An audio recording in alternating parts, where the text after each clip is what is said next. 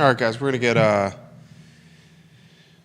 get started on the show here in a matter of moments. Take a look at the screen for today's headlines. J-Dubs, I'm seeing us live on Twitter. If you guys could do us the favor of liking and sharing the show, that would mean a lot to us. YouTube is looking live, J-Dubs. My personal Facebook page is looking live as well, J-Dubs.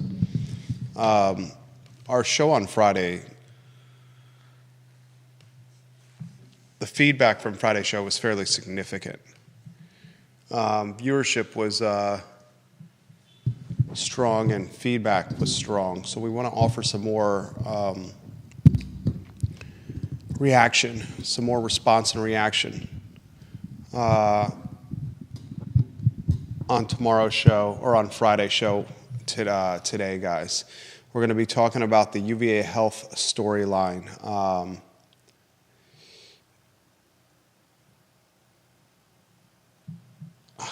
Do we compare it and contrast it to August 11th and August 12th from a significant standpoint? The Board of Visitors is meeting Wednesday, Thursday, Friday. Is this the most significant damage control Board of Visitors meeting in the university's history? And it's when you start utilizing phrases like in history or most significant ever, you have to be careful so it doesn't come across as hyperbole or exaggeration. But I think we may be in that category. We're going to talk about that today. We're also going to talk about the Commonwealth Sky Bar location. The restaurant's been vacant for an extended period of time. It's owned by Alan Kajin, the bi-coastal attorney and real estate investor. He has a significant position in Charlottesville and Albemarle County, Alan Kajin. What's the best use for Commonwealth Sky Bar? Sky Bar location is a very important spot downtown because in a lot of ways it bridges the other side of the mall that often is the side of the mall that struggles from a business economic development standpoint, from a customer activity standpoint, and from a safety standpoint. That Sky Bar, in a lot of ways, is the bookend for that portion of the mall. We'll talk about that today. I want to cover on today's program a futon on the UVA corner. I mean, can I say enough is enough when it comes to what's happening?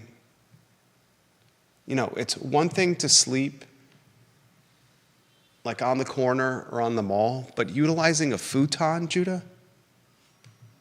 Literally a futon on the UVA corner for the houseless population to sleep upon. We'll talk about that today. Viewers and listeners, give the show a like and a share. John Blair, he's given us permission to read a direct message that he sent us on Friday evening that I found extremely compelling. John, your direct message in a lot of ways is shaping the early part of today's show. A, because we have tremendous respect for you and your take on most of the, everything. I agree with 99.999% of the takes that John Blair has. I mean, I'm just cut straight to the chase. And he had me thinking Friday evening over cocktails about this health story. So I want to relay his take and then pass it along and get Judah's take and the viewers and listeners' take as well. A lot we're going to cover on the program. Judah, I'm going to ask you what you find to be the most compelling as well today, storyline. You can count me in, Judah, when you're ready. Quiet on set.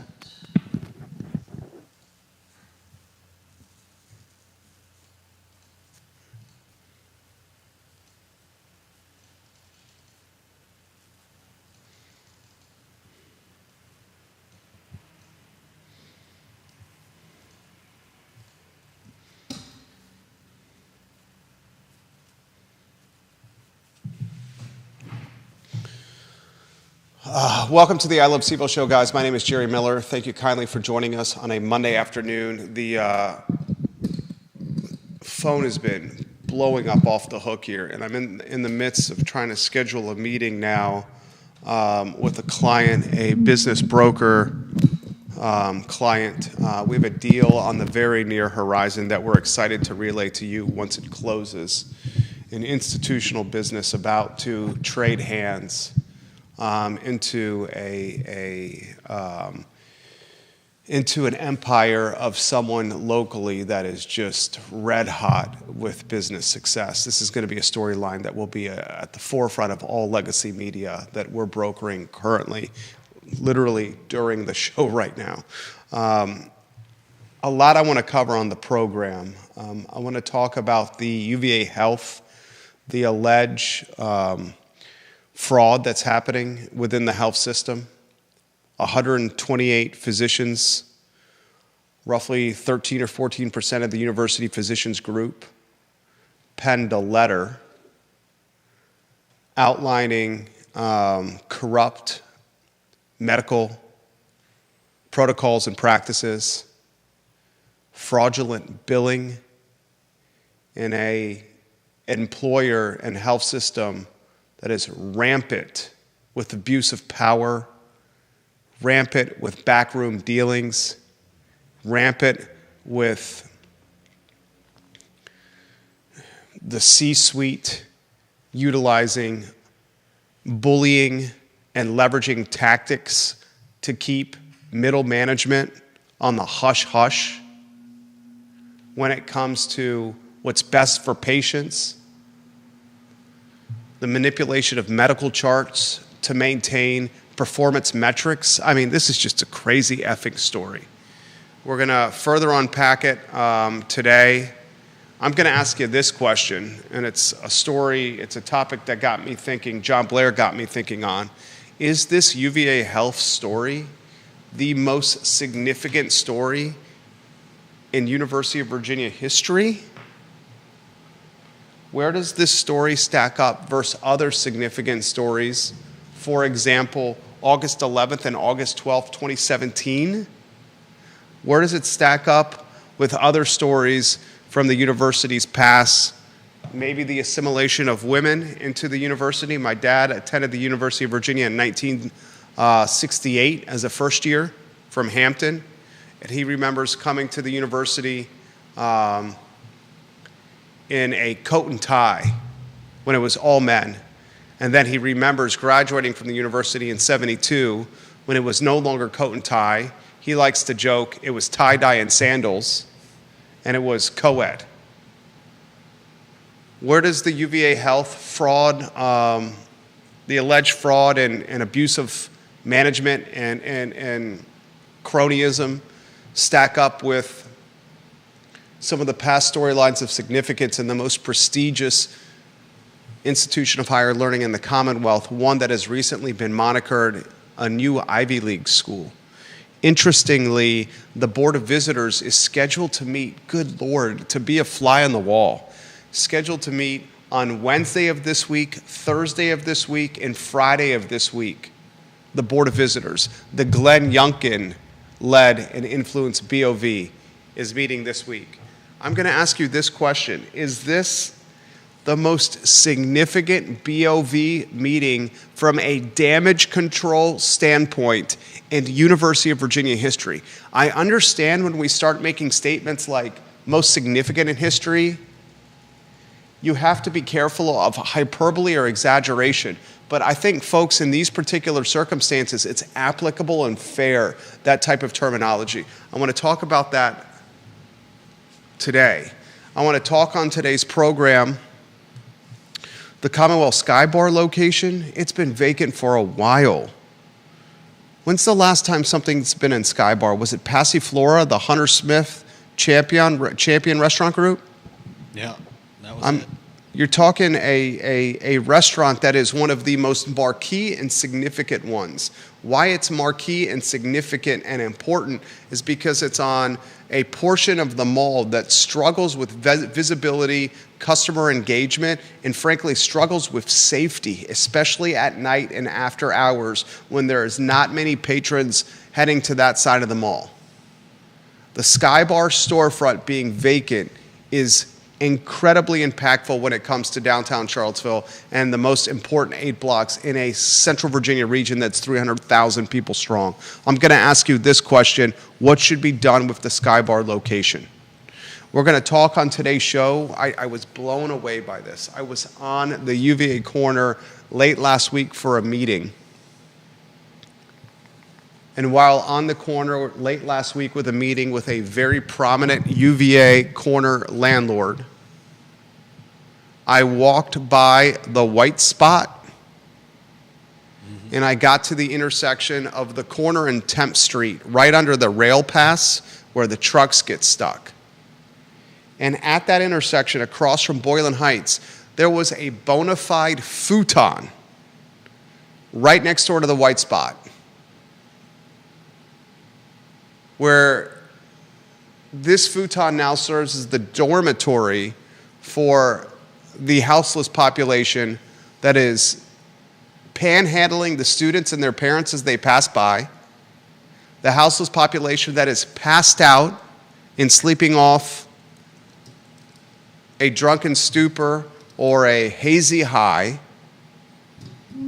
a futon that is aggregating and collecting trash, booze, needles, and paraphernalia in pretty significant proportions. When do we say, no, you can't have a futon, and no, you can't have a home base for shooting H, smoking crack rock, and enjoying a 40 of your finest malt liquor while aggressively panhandling passerbys?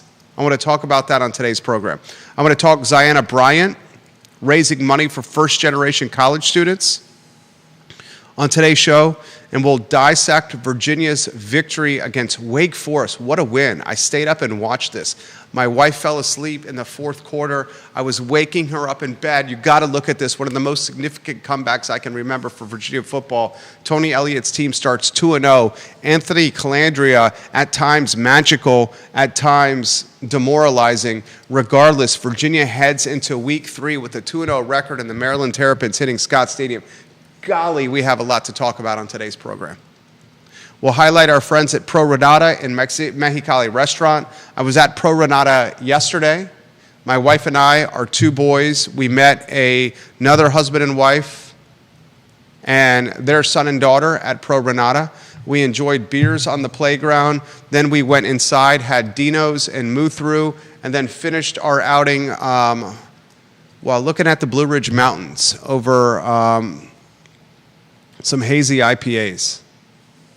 It was excellent 3 or 4 hours outside the house. And if you have yet to try River Hawkins and Johnny Ornalis, their newest creation, Mexicali Restaurant in the old World of Beer location, guys, you're missing a fantastic dining experience. It is sensational. The artwork in there alone, and then you try the food, the cocktails, and listen to the music, and you have one of the best dining experiences, soup to nuts, in the region. Mexicali Restaurant, old World of Beer location. There's 50+ parking spots on site in that building. It is a special restaurant, Mexicali. Judah Wickhauer on a 2-shot. You also see Charlottesville Business Brokers as a partner of the show. We're brokering a deal right now that is scheduled to close on the 26th of September. And when we can make the announcement of what's coming down the pipe, it's going to shockwave the business community in Central Virginia. Positive impacts, my friends. Judah on a 2-shot. What storyline do you find most significant today? Judah B. Wickhauer. I can definitely understand why we're still on this UVA story, because I think it is pretty big. Whether or not it's the biggest story in the entire history of UVA is a little beyond my knowledge, but it's definitely the biggest in recent memory. Okay, I'll do this. We'll try to do this in a sample size that's manageable first. Viewers and listeners, I want your take as you rotate the lower thirds on screen for the first stories for the UVA health fraud story. I'll first set the stage. If you missed Friday's show, you missed one of the best shows we've ever done. The feedback I've gotten from the Physicians Group members and viewers and listeners has been significant, as significant as any feedback that I've ever had for any show we've ever done. I encourage you to follow us on YouTube, subscribe to our channel, watch there. 128 members, was it, Judah, of the UVA Physicians Group? So. Signed a letter And in this letter, the physicians document, and I'll use the word allege fraud with medical billing. Mm-hmm. They allege patient charts were changed in the health system's favor to maintain or preserve performance metric momentum, changing charts to make sure UVA Health keeps its pristine reputation and its accolades. Billing fraud, where patients would point out concerns when it came to their bill, and then the health system said, no, that is in fact a fair charge, when it knows it is not, and or charging patients and their families for line items that were not actually utilized during care. Mm-hmm. It alleged this letter signed by 128 UVA physicians group members that the health system's leadership utilized practices of, bullying is putting this lightly. Yeah, culture of fear and retaliation. To maintain the status quo. If you do not do what we say, you will not get promoted. You could get fired. You are going to toe the company line if you want raises or promotions, or your job is at risk. Mm-hmm. You're talking about cronyism. You're talking about fear tactics. You're talking about billing fraud. You're talking about medical corruption. Malpractice. This is malpractice. At a time where human beings, our families and friends, are in our most vulnerable state when our lives or our health of us personally or our loved ones are on the line. Yeah. Pressuring doctors and nurses to not use the Be Safe process to report patient safety concerns. Come on. Do you want to go to a hospital? I don't want to go to a hospital where they don't want to report safety concerns. That's terrifying. Terrifying. Another one most important element for the integrity, the foundation, and the hospital's well-being is trust with its patients and its doctors, its nurses, and support staff. If the word trust is eroded, and the public does not have trust in the health system, then the health system, I don't see it having justification for existence, and I see it being on very shaky or vulnerable ground. Yeah. This is a monumental effing story here. The best part for UVA Health with this storyline is the 128 physicians that signed the letter. They did not understand the news cycle. If this story and this letter, if it broke on Monday or Tuesday of the news cycle, the momentum and the coverage would have been considerably more significant than what we've seen already. This story broke on Friday, gained a ton of attention on the I Love CVille show at noon on Friday. And then it went through a weekend, a Saturday and Sunday period, where media is very meager in its coverage. Legacy media in particular. Not a lot of staff working on Saturday and Sundays. So the opportunity for investigative reporting went 48 hours with a quiet period because legacy media is extremely vulnerable right now in a fragile state. I'm very curious to see if the New York Times, the Washington Post, and the Richmond Times-Dispatch, those three publications in particular, take a deep dive on this topic. I'm following that extremely closely right now. I'm going to ask you, the viewer and listener, this question. A small sample size, Judah. Remember, the Board of Visitors is meeting Wednesday and Thursday and Friday of this week. The BOV, the folks that run the university, the BOV now dominated by Youngkin, the governor, his appointments. Mm-hmm. I'm going to ask you this question. August 11th and August 12th, Nazis invaded grounds. On A11, they marched all over the lawn, around the rotunda, terrorizing students and staff and locals alike with tiki torches and chanting nasty commentary about Jews. Then August 12th, downtown mall, right in front of I Love Seville, all up and down Market Street, the deepest, darkest, most disturbing day in Charlottesville history, potentially A12. Does UVA Health, this physicians group, 128 doctors signing a letter alleging fraud and malpractice, cronyism, nepotism, bullying, fear, and backroom dealing, does that storyline compare, contrast, supersede the A11, A12 damage control and storyline at the University of Virginia? I think the story blows that one out of the water. That story is something that happened on UVA grounds. I don't think it was. I don't think it could be laid at the feet of anyone at UVA. Certainly, nobody at UVA organized what happened on A11 at UVA, and this is major. I don't know. The letter, it seems to me like this is, I think it was mentioned in the article that this is kind of a last resort. I think the people involved in this were probably wondering why UVA hasn't done anything about this before now.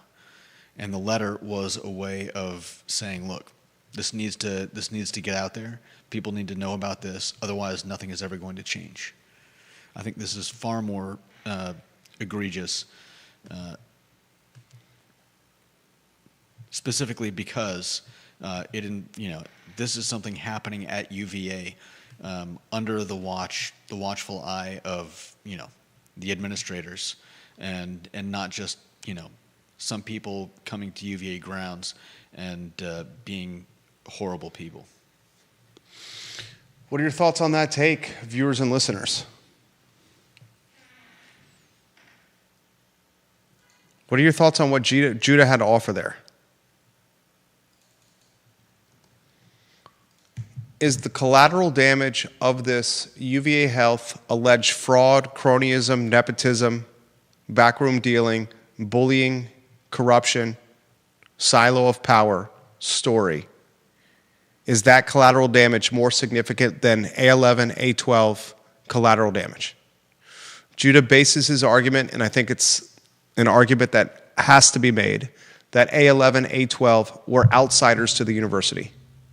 Outside of Richard Spencer and Jason Kessler, who are UVA graduates, and the organizers of A11 and A12, Richard Spencer and Jason Kessler. Yeah.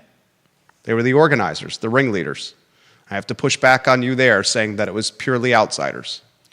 Just because somebody graduates from a college doesn't mean that if they organize an event like this, that it falls on the college, to take responsibility for it. Well, the college could have said, no, you can't do this here on August 11th, as opposed to essentially being quiet. Was that Teresa Sullivan, the president? Did they file a request to... The university could have done a hell of a lot more to keep Nazis from marching with tiki torches on grounds at the university. Yeah, that's fair. The university is punch drunk with its freedom of speech status, even if that means rolling out the proverbial red carpet to hundreds of Nazis carrying tiki torches and chanting nasty commentary about Jews.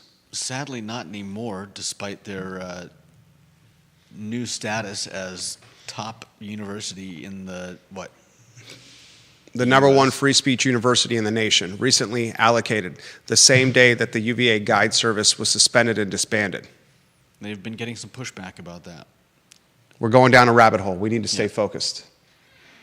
Judah makes the argument that it was Nazis who invaded grounds, and the nastiness was not done by UVA staff or those on payroll with the university, where this UVA health system fraud, cronyism, nepotism, bullying, backroom dealing, abuse of power story are actual people that collect paychecks with UVA branding on the paychecks.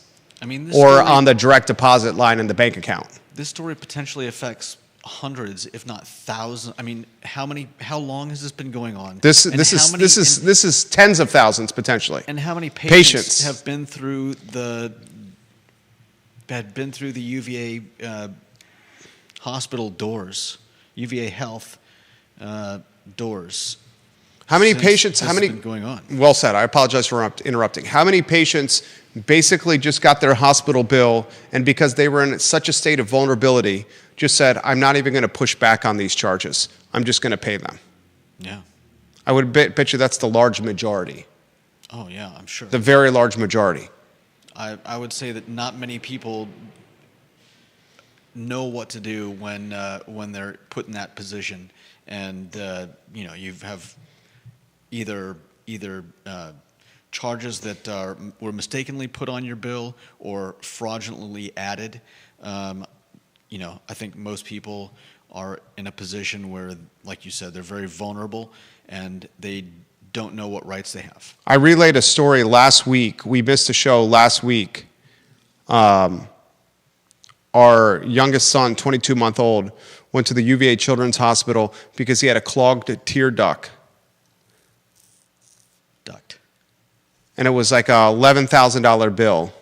We have catastrophic insurance as someone who's self-employed. They said, all right, give us your insurance card. Here's our Anthem catastrophic insurance card. All right, Mr. and Mrs. Miller, you owe us $4,200, $4,200 and some dollars. Pay us right now. I got my arm around my wife, who's extremely worried, same as I am, because our 22-month-old is about to go under anesthesia, is in a hospital gown, and is about to be carried away from us in the arms of strangers. Nurses and doctors, thank God they were fantastic in their care, for surgery next to his eye.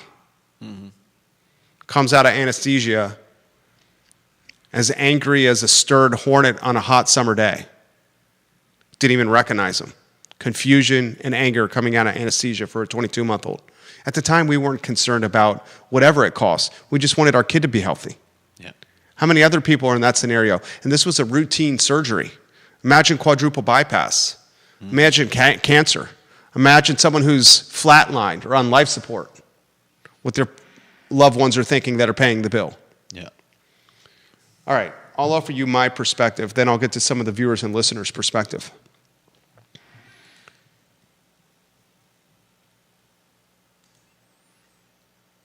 $128 people willing to put their name to it. I pushed back on them on Friday, not making the name more public, but they said, Board of Visitors, we will tell you who signed this. We just don't want to do it in public now because we fear the dean of the medical school and the CEO, the head of UVA Health, Craig Kent, was going to rain the devil's rage on us for signing this letter. So we're not going to put our name on it in a public capacity. I pushed back on these 128 and I said, I understand you may be dealing with the devil's rage, but you have powers and numbers, and you should have inked your John Hancock. Regardless, they're willing to reveal their John Hancock to the Board of Visitors when they meet Wednesday, Thursday, Friday of this week. Yeah. If you have 128 people that have gone into significant student debt, that are pursuing a career path that is less today about money and more today about helping other people, then the merit or foundation of this storyline really seems to me to be one of true significance. And if this gets investigated and unpacked further and continues to dominate the news cycle, and it should dominate the news cycle, I think you have a storyline that I agree with Judah that is more significant than A11 and A12. And the point that Judah has made, these are folks that are actually on payroll at the university. Their direct deposit, when it hits their bank accounts, says something with UVA. If this has been going on for however long, we have no idea. This is thousands, if not tens of thousands of patients impacted by this. I'm extremely curious if this breeds a class action lawsuit of some capacity. If you're a patient of the University of Virginia over any period of time recently, Is there a lawyer out there that's watching the I Love CVille show right now that is saying, we have a chance to galvanize all the patients during this period of time? Maybe it's during Craig Kent's tenure. Board of Visitors, I hope you're listening to what I'm saying. I know a lot of you watch the show. Jim Ryan, UVA, BOV, Craig Kent, listen to what I'm saying.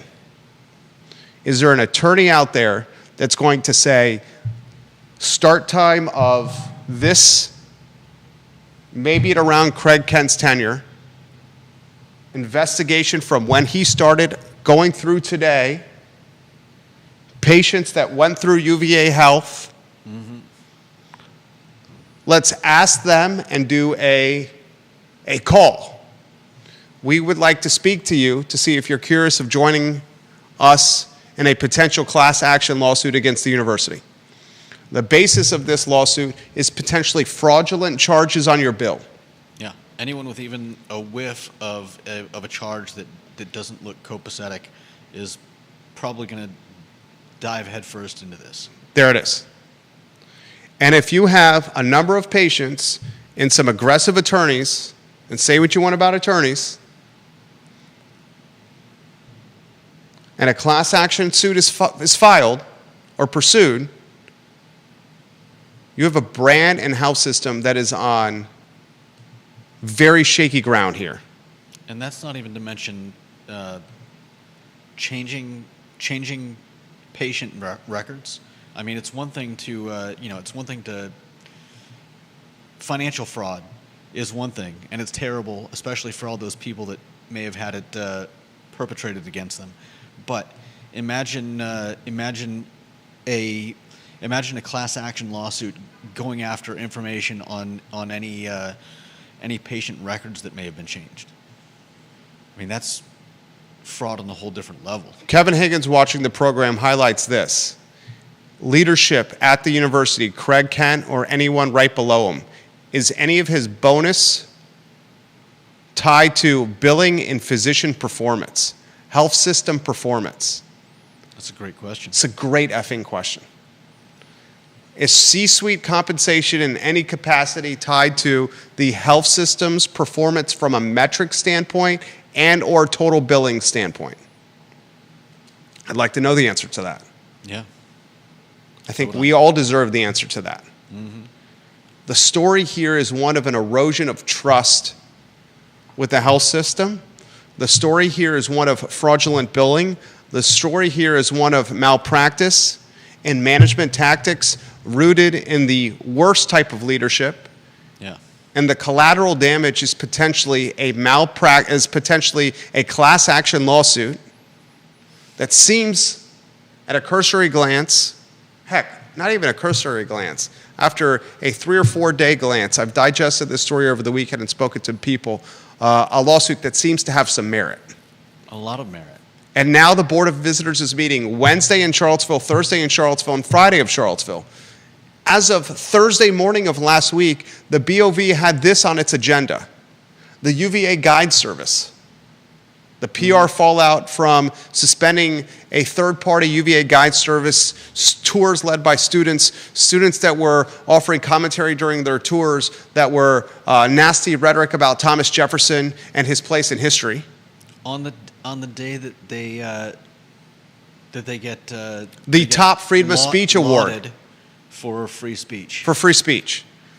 And as of last week, the Board of Visitors had to talk about the new protest rules.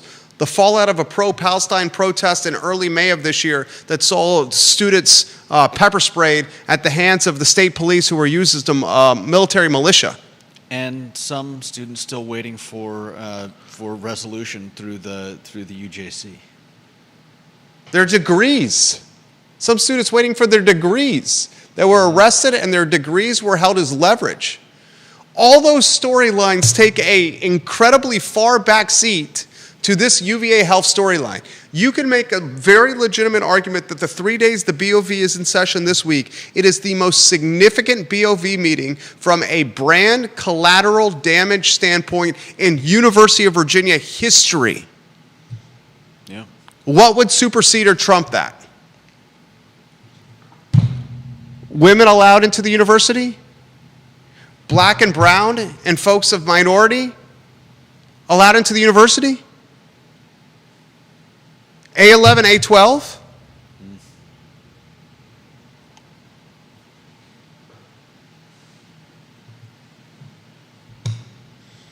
Good God.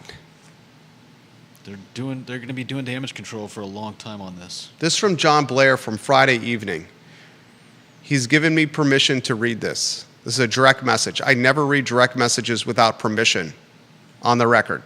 He said, please feel free to read this on air if you think it is worthy. Because he said that, I feel compelled to read it because I have respect for the man. Jerry, you and I have been around Charlottesville and UVA for decades. We know the difference between a 24-hour story and a real story. In my opinion, the UVA health story may be the largest story in the region and the school's history in the 21st century, except for August 2017. While every individual deserves due process, I am floored that 128 employees are willing to sign their names to a letter that alleges potential patient care compromise. Mm-hmm. This situation requires a special meeting of the Board of Visitors in which crystal clear transparency is provided. There is no other option for the BOV in a matter in which physicians allege potential substandard patient care. In fact, I believe that the Attorney General should be called in for an investigation. Please feel free to read this on air if you think it is worthy. Best, John Blair.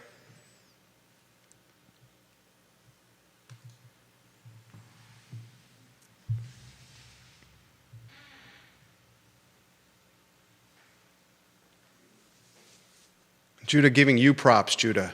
He also says, as an old sports reporter, I'm sure you recall the term lack of institutional control by the NCAA. This letter reads like UVA Health lacks institutional control, in my opinion. Yeah, I agree. How do they not know about this for however long it's been ongoing? Holly Foster and Henrico. For 128 people to be completely fed up and willing to potentially lay their jobs on the line. The 128 people said this is our last resort of trying. Yeah. Last resort. Mm-hmm.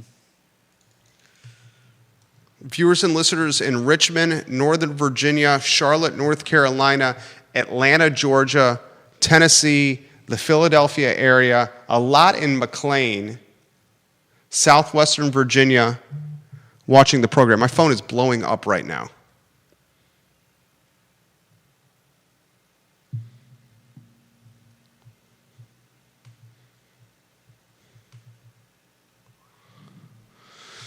Comments coming in. This is from number one in the family, Deep Throat. He says this. UVA Health System is another example of what happens when you have a company town. Limited competition. Few alternatives for patients, few alternatives for doctors and nurses. Who has the power? The UVA Health System brass has the power.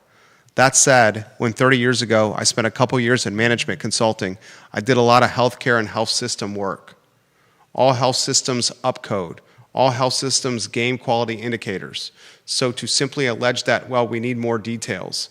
In any case, I could not ever get care there on a reasonable time frame, so I got a concierge primary care doctor here and for predictable issues. I will deal with them in visits to Houston. Tons of competition at Texas Medical Center, almost 20 different hospitals. He also says this, we know that nothing will happen to UVA Health System if this issue never gets beyond Charlottesville. This could be a big deal if CMS or the DOJ get involved. He says no locals can hold UVA accountable. How this story gains momentum, and it should, is two ways. The class action lawsuit, way one, and way two, how this story gains momentum. Two papers in particular, New York Times or Washington Post cover it. Third paper, Richmond Times-Dispatch, could be a platform for the New York Times or the Washington Post to cover it. And I guess a third way, if the Attorney General decides to pursue some kind of investigation here. I hope they do. Or I guess a fourth way, if Glenn Youngkin, where does the governor stand with this? Yeah. Where is Glenn Youngkin, whose term, after this term, he's not going to run for governor again? No back-to-back governor. Where does Glenn Youngkin stand? with a university that clearly does not fit or mesh with his ideology politically? How does Glenn Youngkin instruct the Board of Visitors, 13 his appointees, in a meeting on Wednesday, Thursday, and Friday to pursue this storyline? Is there an investigation that will be initiated by the BOV? Will the BOV even let us know, the public know, that an investigation has been initiated? The public deserves to know, because trust is arguably the most critical component of a health system ecosystem. No doubt. Trust and patient care, hand in hand. This comes via DM. Another wrinkle and local internal perspective. The UVA employee academic and medical side plan is a self-funded plan directly pooling employee premiums to cover charges. Of course, there is price steering toward UVA employees using the UVA system. If all this is true, then what a topic of how much did these practices harm the acute local community and actual employees in premiums while enriching charts and executive bonuses for med center elites? Is this DM allege that the bamboozling could have actually impacted or influenced or affected the employees themselves under healthcare, under UVA healthcare? I think so, yeah. You're saying that could employees have been enriching themselves through the fraudulent charges?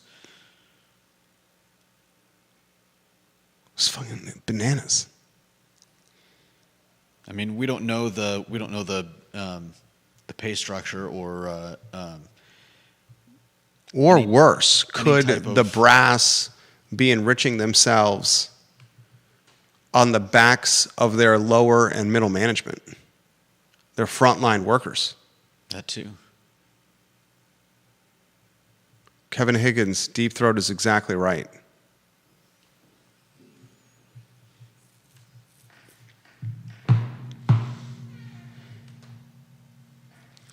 Another aspect of this storyline to follow is the importance of the health system in the Charlottesville, Albemarle, and Central Virginia economy. Yeah. The weakening or the damning nature of this alleged story, how does it impact the economy in totality in the region? Does it impact the economy in totality in the region? Does it impact performance metrics, performance standards, or how independent third parties grade the health system? And if independent third parties poorly grade the system, does that mean less folks are willing to travel to the health system for care? And is the fallout of that less economic impact, hotel room stays, eating out, visitors spending money in the region? Not to make it about money, I'm just unpacking every story line here. Yeah, well, imagine. This is an investigative report. This is Reynolds Hutchinson of the Daily Progress. He's the editor. I hope he hears this. This is a storyline. As a former newspaper reporter myself, Virginia Press Award-winning newspaper reporter, television host and producer, and syndicated radio personality. All those roles I had prior to launching these businesses 16 years ago. This is the type of storyline, as someone who has news radar, that you could have coverage for days, if not weeks. Mm-hmm. You have the actual investigation storyline. You have the storyline that is the class action lawsuit. You have the storyline where frontline workers exploited in some of these charges. How many patients were exploited? How many doctors and employees were bypassed for raises and promotions? How many were fired? Yeah. How does this impact performance or lack thereof? How does this impact bonus pools? The storyline of the Board of Visitors, collateral damage and brand control. The storyline of how it impacts the economy. The storyline of how this impacts Sentara. Does this drive, is this tailwinds for Sentara? I wouldn't be surprised. Centera, Martha Jefferson. Is this tailwind? Is someone who's got an injury, broken arm, some kind of routine appendix? I don't think Centara has quite as much available in terms of services as. No, but as for the UVA. routine, are you less likely to do an elective surgery now that's routine at UVA Health and more likely to do it at Martha Jeff because of this story? If I had knowing this story, I would 100% look for somewhere else to go. Do you understand, viewers and listeners, the significance of what we're dealing here? Judy, you better sleep with one eye open tonight. You think? Leave the side door light on and keep the crowbar under your bed. At least I got a German Shepherd and a 12 gauge and a 9 mil. Put Kent and Kibby on the radar of my local neighborhood. Your neighborhood association. Get their photos into your neighborhood association's radar now. If they see them around Judah's very large estate and abode, Yeah. tell Judah Large immediately. estate. Holy sh! I'll keep my BB gun loaded.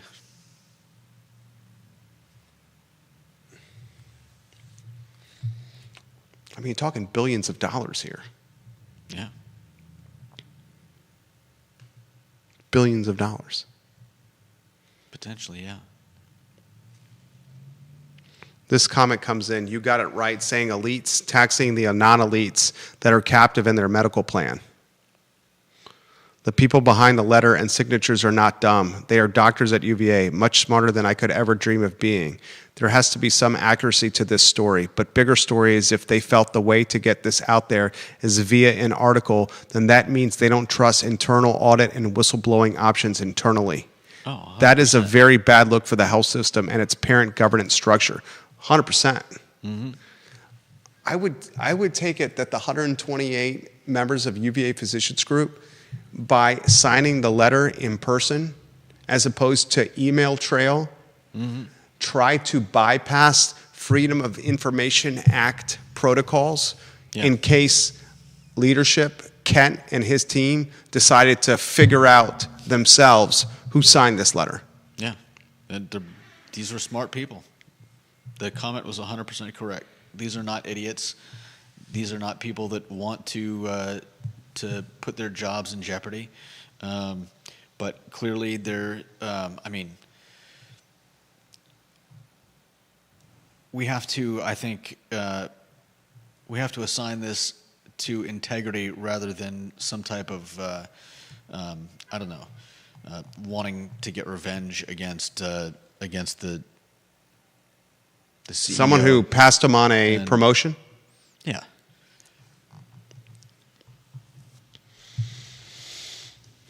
And we'll close with this. I want to see the tenacity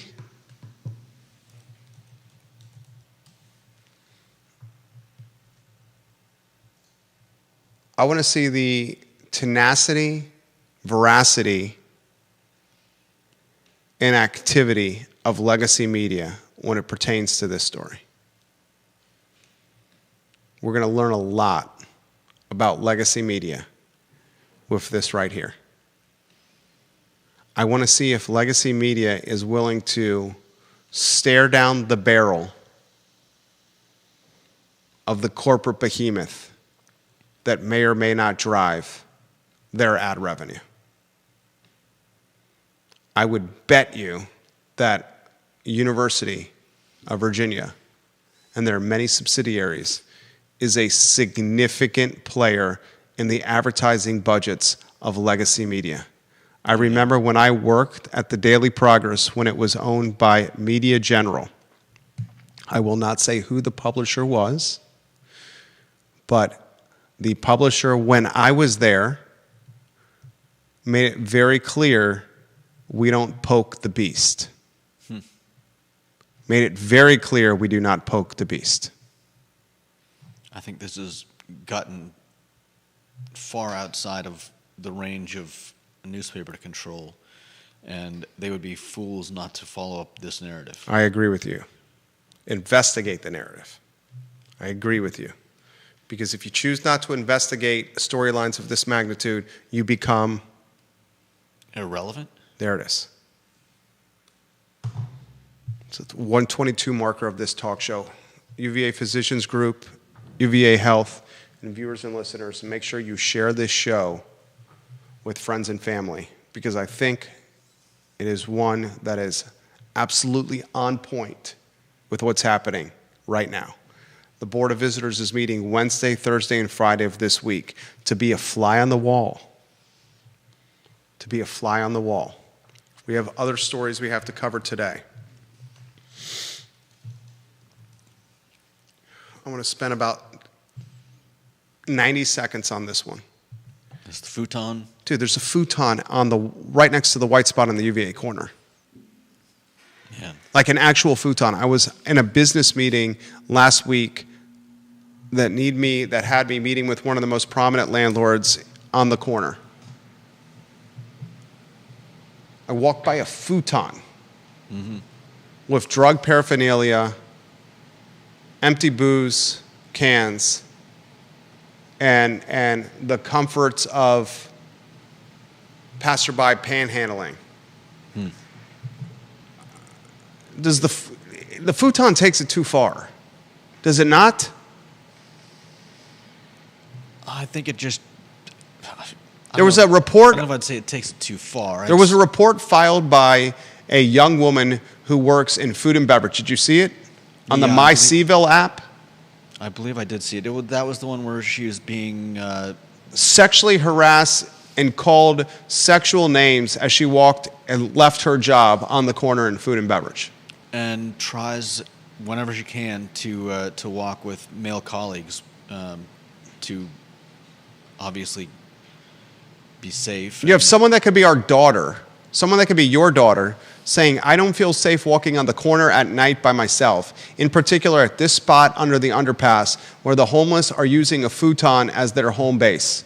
They are calling me names about my behind, about my hoo-ha, about what I look like and what they do to want to do to my body. And one of them even grabbed at her. One of them grabbed at her. Enough is enough. There's empathy, and there's a hand up, and there's safety. And we're past the point of safety if a teenage young woman is saying they are grabbing at my hoo-ha. Yeah, That is disgusting, right? it is. It's disgusting. It's unconscionable, and it's, you know, Currently allowed on the UVA corner. no one should be fine with this happening, especially on the corner. On the corner. It, you know, Especially on the corner. we're That's the talking point. Young men and women, you know. Especially on the corner. The next headline. What should go into Commonwealth Sky Bar? Are you with me on this one as you put the lower third? That location, Alan Kajine's Commonwealth Sky Bar, the home of formerly Passiflora, which the previous restaurant group ran into the ground. We don't need to mention that. Are you with me that the location makes that piece of real estate so prominent for that side of the mall? Oh, yeah. I mean, you and I both remember, and I'm sure a lot of our viewers remember, back when Commonwealth Sky Bar was hopping. Hopping. We helped launch Commonwealth Sky Bar. We work with Aaron King, who's watching the program, Justin Butler, Alex George. We helped them launch brunch. Justin and Alex and Aaron made Commonwealth Sky Bar the hottest spot on the downtown mall. Yeah, I mean, you'd hear music, you'd see people up on the second floor balcony. The Bulgarian beauty Ina working up there. Frank, before he met the Bulgarian beauty, one of the best servers in the business. Now look at it. Yeah. And the reason it's so significant, explain why. I mean, you probably could do a better job than that. I can. To my mind, it's hearing that music, seeing the people there.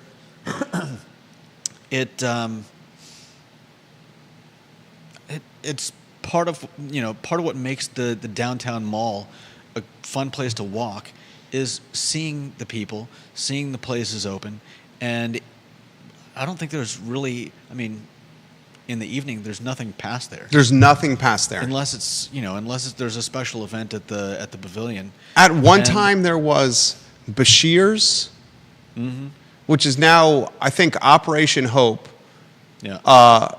an assimilation arm of the of the city of Charlottesville that takes folks that have done hard time in prison, has them meet on the downtown mall in the old Bashir's location, and they give them a path to reassimilate into society. That closes at 5 o'clock. Yeah. Everything on that side of the mall, if there's not an event at the pavilion, is completely covered with the cloak of darkness and about as unsafe as any aspect in the city as you can find. Mm-hmm. I would not want my wife to walk on that side of the mall at night. I wouldn't want my wife, when she's with her friends, to walk on that side of the mall at night. I wouldn't walk on that side of that mall by myself at night. I probably wouldn't walk on that side of the mall with you at night. I may walk on that side of the mall with you and me and our German Shepherd that's 100 pounds named Max on that side of the mall at night. Maybe. The Sky Bar location owned by Alan Kajin is critically important for the downtown environment because it creates activity. Yeah. And activity breeds other activity, creates other businesses. Mm-hmm. And also with activity, people and customers, you have foot traffic, which means you have additional sets of eyes that create safety. You have lights on, you have positive noise, you have music. Yeah. That's a critically important aspect. I hope it returns to fruition. I believe it's JR that has the lease, Hadley, friend of the program, partnered with one of the head honchos on the QIM side. I would love to see that return.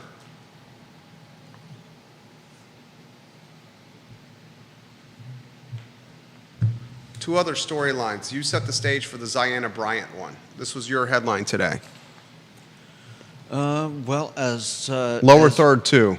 As you like pointing out, we give props where props are due, and we've often been critical of Ziana Bryant, but in this case, we have some props to give.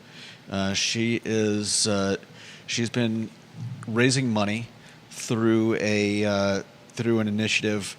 Let's see, it's called the. Can I find the name? Support for Black First-Gen College Students. And she has raised over $34,000 so far. She's helping students, often low income or even temporarily or currently houseless families,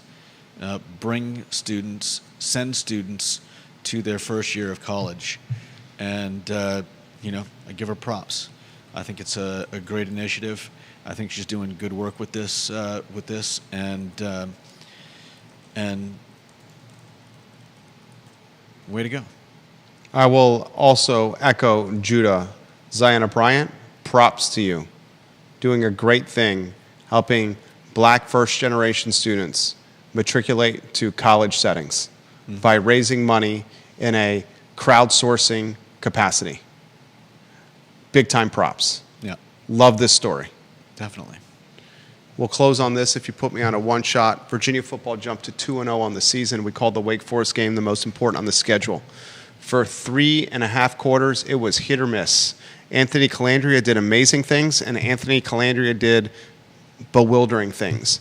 But the quarterback found magic in a bottle, lightning in a bottle, and Virginia beat Wake Forest in Winston-Salem on national television. A come-from-behind win that would not have happened last year. It would not have happened last year. They lost all the single-digit games last year. This one of magic, one that I woke my wife up after 11 o'clock and said, you got to watch this. She woke, she removed the sleep mask, she stood halfway up in bed out of her slumber, and she woke up, and we watched Virginia football win this ball game. They have Maryland on the schedule Saturday, national TV. 8 o'clock kick. And get this, the ACC network is sending its broadcasting crew to Charlottesville, and we'll do a live broadcast from Charlottesville at 11 a.m. The first time the ACC network has broadcasted live for football in the network's history. The first time in the network's football history is doing it live for football from Scott Stadium. This is a big deal. You win this, you get 3-0. You start 3-0 on the season, and you get momentum, you get confidence, and you have a chance to go 5-0. I told you in the beginning of the year, and we'll break this game down tomorrow at 10:15 a.m. with Jerry Hootie Ratcliffe, the Virginia Sports Hall of Famer. We said you have a chance to go 4-1 or 5-0. We said it. And then you see the true meat and potatoes of the schedule, the back end of the schedule. It's the Monday edition of the I Love CVille show. Tell your friends, spread the gospel. I think this one was significant. So long.